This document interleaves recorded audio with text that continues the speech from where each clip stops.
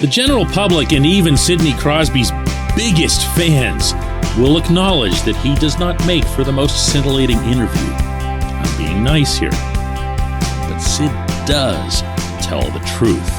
Yesterday, he had a few compelling truths to offer regarding your favorite hockey team. Good morning to you. Good Tuesday morning. I'm Dejan Kovacevic of DK Pittsburgh Sports. This is Daily Shot of Penguins. Comes your way bright and early every weekday. If you're into football and or baseball, I also offer daily shots of Steelers and Pirates. Where you found this? Sid and the rest of the Penguins did their annual thing where they go and take season tickets out to fans' homes here in the Pittsburgh area. Sid went to the Jackson family's home in Westview, PA. Our Taylor Haas was there to cover it.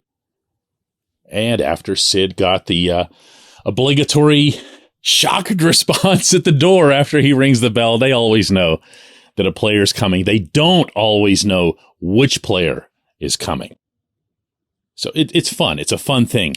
I've talked to families who've been the ones getting Sid, and I've talked to a family that once got Chad Ruhwedel at their door, and he became their favorite player forever. So that's just how connections are made. It's one of the cool things that the franchise has done. When it was over, Sid did spend some time with the media that had been assembled there in the driveway. And in speaking with the local media for the first time since the playoff elimination, he had this to say about the outlook for the coming season. You know, you look at last year, we played a pretty good team and did some good things. We didn't close out the series, but we did enough good things probably, without doing that we were definitely right there and could have had it. So I think there's optimism because of that. We've played good hockey. We've had instances where we've had guys out and found ways to win, and you need to do that consistently. So, there's no guarantees. Mm-hmm. I think that's the reality. But that being said, I think we've proven that we can be a good team, and it doesn't get any easier. But I think we're motivated, and we definitely have a good group that's proven we can be a good hockey team. We've got to find a way to get over the hump. He's not lying. He's also not stretching it. Did you notice that? He's not using superlative over-the-top terms. He's not saying that we're a great team, that we're a cup contender, or a cup favorite or whatever the case would be. He wasn't doing any of that. And not that he's ever been prone to do that.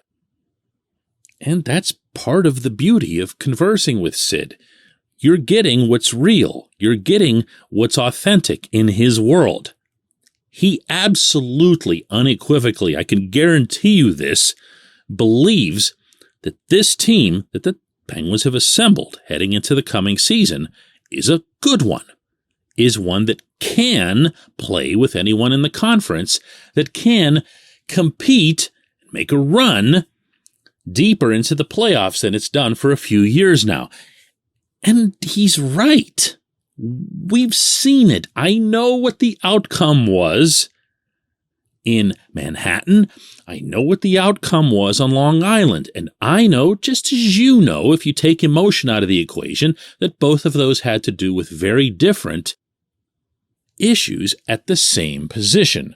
In the first one, Tristan Jarry freaked out. In the second one, Tristan Jarry wasn't available. But what's there now is still a good hockey team. This portion of Daily Shot of Penguins is brought to you by the good people at the Greater Pittsburgh Community Food Bank, where they're committed to providing food for all of our neighbors in need across Western Pennsylvania. They, in turn, need your help. Find out how $1 can be turned into 5 full meals. For those in need, visit pittsburghfoodbank.org. I also feel a nefarious obligation to carry this little theme of mine today to the next level, which is that Sid doesn't lie. And when Sid was asked if he'd had anything to do with Evgeny Malkin signing his contract, as one absurd report had suggested, back at the time, and absurd, I say, based on having known Sid for a very long time and knowing that he goes out of his way to stay out of such things. Always has and wasn't about to change that this time around. This was Sid's response yesterday when Taylor Haas asked him if, in fact, he'd had anything at all to do with Gino staying. With Gino, it kind of came down to the wire. Did you have any involvement with that? Did you step in, talk to him? No, I mean, try to stay up to date with everything. You know, I don't want to bug guys, and, you know, they've obviously got a lot on their mind trying to kind of work through all that stuff. And I'm sure there's a lot of people asking them what's going on. But, yeah, I didn't, I was more just kind of waiting to see what was going to happen and, you know, trying to stay in touch with them, you know, relatively often. But, you know, I didn't want to bug them either. So, yeah, just like I said, hoping that everything worked itself out. There it is, right from the captain. Can I tell you my least favorite thing about hockey fans? And believe me, I'm speaking from experience, having been exactly that for the entirety of my life, and a passionate, rabid one at that. Hockey fans will bite hook, line, and sinker on every manufactured thing that's out there, unlike fans of any other sport. My long-held belief is that hockey fans do this because there's less standard media content for hockey than there is for anything else. Think about it. If you're an NFL fan, you can turn on any number of channels. You can get inundated with information from all different directions. The same thing applies to Major League Baseball. And I'm going to presume that in the markets that have the NBA, that it's similar. Not with hockey. I know that for a fact. That's why people like me grew up bookmarking tsn.ca or globeandmail.ca or anything that ended in .ca, because the Canadians were all over it and the American media wasn't. Unfortunately, that's bred a culture that just buys anything and talks about anything that gets put into print. And that can make coverage at a site like ours at DK Pittsburgh Sports a little challenging, because we don't allow such stuff. You know, we just try to play it straight and make sure that we're getting the facts. Whether we're first or dead last, honestly, isn't that big of a deal. It's nice to be first. But the problem with the rush to be first, or to grab a headline, or to sell subscriptions off of a headline, is that human nature is going to take you down a bad path. You're going to get a little bit desperate. You're going to do some bad things. That's what happened here. A lot of attention was placed on that setting back then, meaning both Letang and Gino. And hey, I felt that heat too. So did our reporters. We all wanted to have the tiniest scraps of nuggets of anything related to this signing or potential signing or losing these iconic franchise players. You feel it. But you don't just make stuff up, you know? You don't just make stuff up. There's going to be people who believe that Sid talked Gino into staying for who knows how long. And it's going to be dead wrong, according to a guy who doesn't lie. When we come back, J1Q.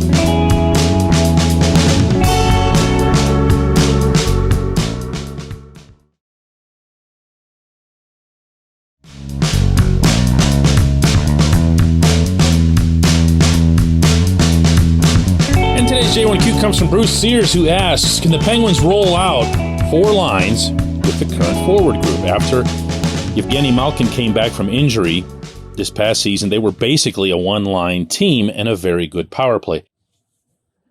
I mean, they have to be, Bruce, on multiple levels. They have to be from the 5-on-5 production standpoint for the reason that you just cited. The Penguins had one effective 5-on-5 unit whenever it came to playoffs.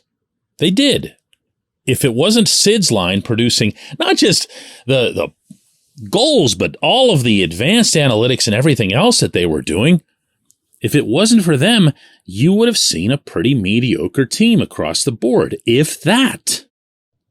Now, not coincidentally, and we've talked a lot about this over the summer, when Sid had to leave the lineup and Gino was put between Jake Gensel and Brian Rust, what do you know? Gino all of a sudden looked pretty productive too. It's not an accident. You have a couple of really, really, really good NHL wingers on that first line. You need more. That's it. And you have no choice, if you're Mike Sullivan, over an 82-game schedule, but to roll 4 lines. I don't care what time of year it is. I don't care what the schedule looks like, meaning in terms of back-to-backs or travel.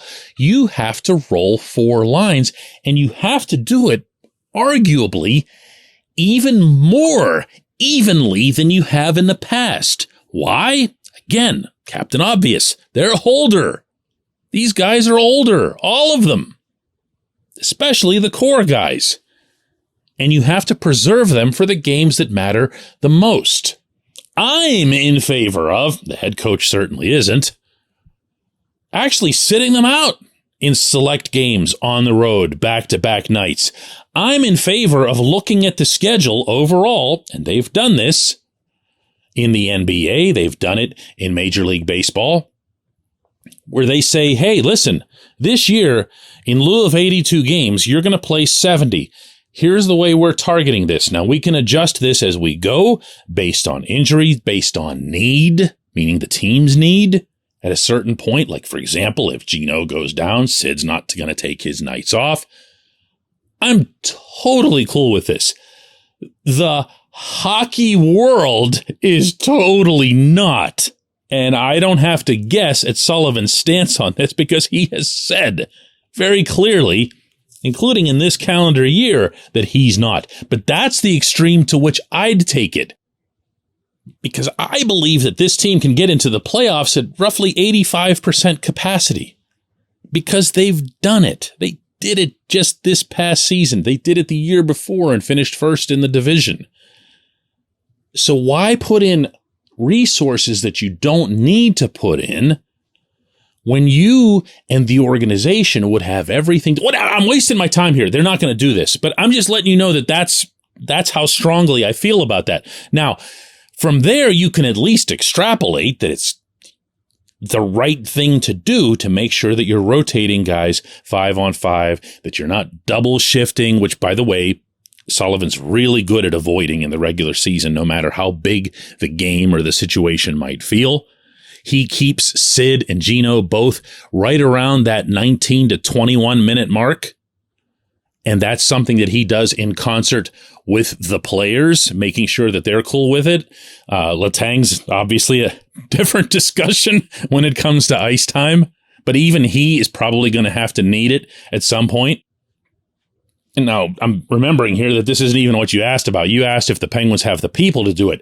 I think they might have the people if they're open-minded going into this training camp about who can be on those third and fourth lines. If they're closed off, if they say, and I keep picking on him as an example, that Brock McGinn absolutely, positively, unconditionally has to make this lineup, then you're not going to see anybody else, no matter how well they perform, a younger guy or even a steady guy like a Philip Hollander or someone, have an actual chance.